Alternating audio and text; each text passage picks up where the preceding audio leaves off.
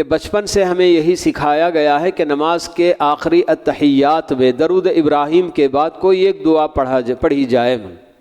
سوال یہ ہے کہ کیا اور بھی پڑھنے کی اجازت ہے اور کیا کیا دعا جائز ہے؟ پیارے نبی صلی اللہ علیہ وسلم ہمیں جو بتاتے ہیں وہ یہی کہ التحیات یعنی تشہد کے آخر میں سلام پھیرنے سے پہلے بندہ جو دعا مانگنا چاہے مانگ سکتا ہے۔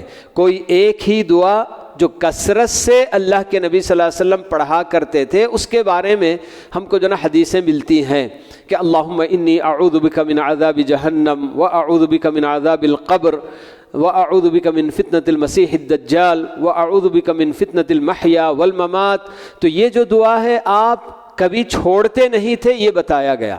اس کا یہ مطلب نہیں کہ بس صرف یہی ایک دعا پڑھنی چاہیے، اور بھی دعائیں بالکل جو ہے کہ سلام پھیرنے سے پہلے بندہ جو دعا پڑھنا چاہتا ہے مانگنا چاہتا ہے بالکل مانگ سکتا ہے، اس کے اندر کوئی حد بندی نہیں ہے۔ جتنی لمبی اگر وہ تشہد میں جو دعا پڑھنا چاہے پڑھ سکتا ہے، کوئی حرج کی بات نہیں ہے۔